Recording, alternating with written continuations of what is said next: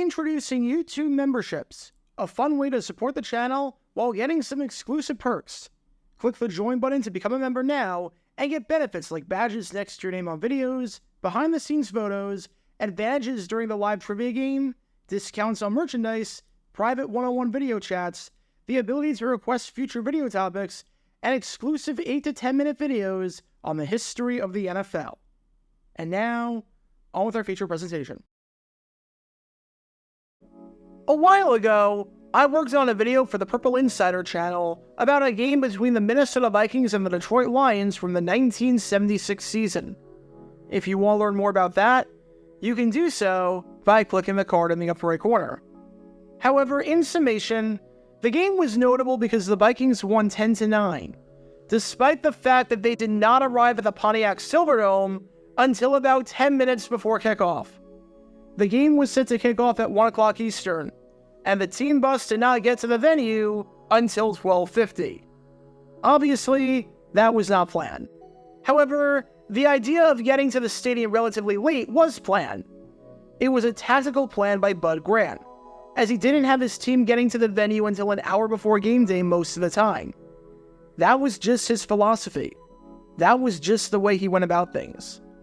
Granted, he didn't expect what happened on this day in 1976 to happen, when there was a ton of traffic and when the roads were backed up due to poor weather, but at least his team won the game. I cannot say the same about this team right here. This team is the Buffalo Bills, and in 1970, they were an absolute mess. In every sense of the word, they were a mess, and were one of the worst teams in football. And perhaps no story better summed up how much of a mess they were than what happened toward the end of what was becoming an already terrible season. In their penultimate road game of the year against the New York Giants, which was supposed to start at 1 o'clock, you would think that they would arrive at Yankee Stadium with plenty of time to warm up, to stretch, to loosen up, and to get acclimated and whatnot, like 99.9% of teams do in a situation like this. However, even the best laid plans of mice and men go awry. Unlike the Vikings, though, this was not planned. And unlike the Vikings, this did not work out for them on the field whatsoever. Because this is the story behind one of the most disastrous road trips and disastrous starts to a game in the over 60-year history of the Buffalo Bills franchise. Before I talk about the actual incident in question, we need some context to understand the importance of this game, as well as what this one meant for Buffalo, which, spoiler alert, was not a lot. It's December 6, 1970. It's week 12 of the NFL season, and as we're entering the final month of the calendar year and heading toward the end of the first season in the post-merger era, we've got an interconference battle, and the first ever regular season battle on our hands between two teams that play in New York State, with the New York Giants squaring off at home against the Buffalo Bills. For the Giants, this game was absolutely huge. They were sitting at 7-4 in the 14-game season, 1.5 games back of the St. Louis Cardinals for the division lead, and tied with a slew of teams at 7 wins for a wildcard spot. The Giants had no room for error the rest of the way. It seemed like their only shot at making the playoffs was going to be by winning out, so they absolutely needed to win this one if they wanted to have any chance at making it to the playoffs for the first time since 1963. As a side note, to learn more about the Giants and that 1970 playoff race, click the card in the upper right corner. The same, however, could not be said for this team right here, the Buffalo Bills. The Bills had fallen on some pretty hard times recently. After making it to the AFL Championship in 3 straight seasons from 1964 to 66, they had a fall from grace that was more like a crash landing, as in their ensuing 3 seasons, they won just 9 out of a possible 42 games. And sure enough, the 1970 season was more of the same, as through 11 games, they were sitting ugly with a 3-7-1 record, well out of the playoff hunt, and with nothing to play for but pride. Their point differential of -75 was the 3rd worst in all of football, only better than the New Orleans Saints and the Boston Patriots. Their defense, which had allowed 252 points so far, or 22.9 points per game, was the worst in the AFC, and was only marginally better than the Philadelphia Eagles for the worst total in the NFL. If you want to learn more about how bad the Bills' defense was, you can do so by clicking the card in the upper right corner. And after a 3-4 start, this was a Bills team that was reeling, as they entered this game against the Giants on a 4-game winless streak, with their most recent outing being a 14-10 loss to the Boston Patriots, as in, a team that had just one win entering that game.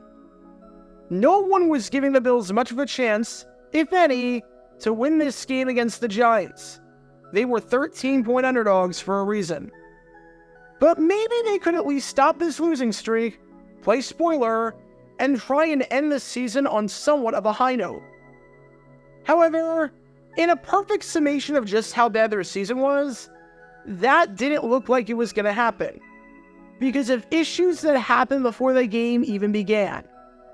Amazingly enough, and I have no idea how this exists because it blew my mind, we have footage of warm-ups that day at Yankee Stadium in preparation for this game. Some fan brought a camera into the stadium in the year 1970, decided to record the warm-ups, and then preserve the footage and uploaded it. Again, this is mind-boggling that this exists, but you're watching it right now. And right away, you'll notice something very odd about the footage. Usually, when teams warm up, they warm up at the exact same time. So you see the entire field filled with players, with one team on one side and the other team on the other side. It's not like baseball, where only one team is on the field at any given moment. In football, if you've ever been to a game before kickoff, you see this. However, notice how there's one team lacking from this footage.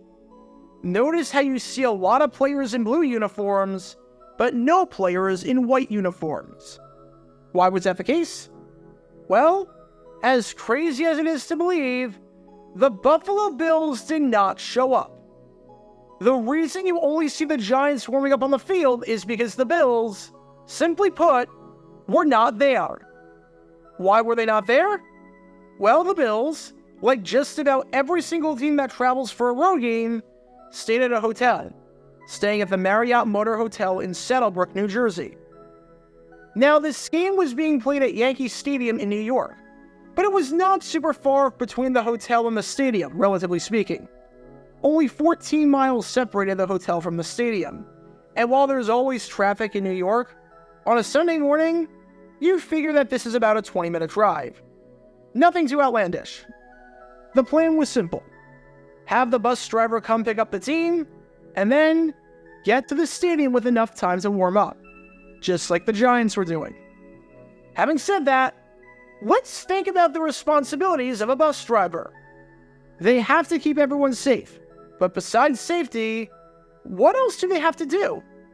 Well, they have to get you from point A to point B. And they can't really do that if they don't know where point A even is. Because somehow, and I don't exactly know how this was possible seeing as this was his job, but the bus driver got lost on the way to the hotel. Granted, this is 1970, and there were no such things as GPS devices. And yes, the New Jersey road system is insanely complex. But still, the Bills were waiting for the team bus to arrive, and 5 minutes became 10 minutes, which became 15, which became 20, and so on and so forth. The bus driver had no idea where the hotel was. He could not find the Saddlebrook Marriott. Now, I don't know where exactly this bus driver was coming from, but it's not like it takes a lot to find the Saddlebrook Marriott. It's right off of I-80, and it's basically just one road. And from the George Washington Bridge connecting New York and New Jersey is just about a straight shot. It's not like there were a bunch of bends and changes of direction that you have to make. You just keep going straight until you hit a hotel. Yet the bus driver got lost, leaving the Bills stranded at their hotel, just waiting in the lobby or wherever for the bus to pick them up and take them to Yankee Stadium for the game. Finally, the bus showed up, albeit an hour later than it was supposed to get there. he finally found his way. And now that they had to get to Yankee Stadium, and it was shifting from morning to afternoon, and people were going to the game, so traffic was going to be backed up entering the Bronx, the Bills were going to be in a pickle. The good news was that, as you can tell from watching the highlights of the game, the Bills did get to the stadium. Even despite the debacle by the bus driver who couldn't locate the team hotel, the Bills were able to get to Yankee Stadium and play this game against the New York Giants. The bad news, though, was that they did not arrive until 12:50. For a game that started at 1 o'clock, and for a game that had massive playoff implications in the NFC, the visiting team did not arrive until 10 minutes before the game. This meant that by the time the Bills stepped off the bus, they had 10 minutes to get ready for this game. They had 10 minutes to do whatever they had to do, whether it be change or stretch or go through any routines to play this contest. Said one writer on this disaster, "When the man driving the team bus runs the wrong pattern, you can figure it's gonna be a long day." And that might be the understatement of the century. Because yeah, it was a long day for the Bills, as the bus driver completely forgetting where to go was a pretty bad omen of things to come.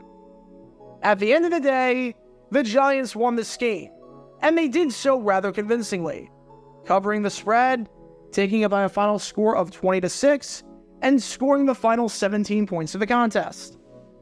Buffalo's offensive line could not do anything to protect their quarterbacks, whether it was Dennis Shaw back there or James Harris, as when all was said and done, the Bills got sacked 7 times.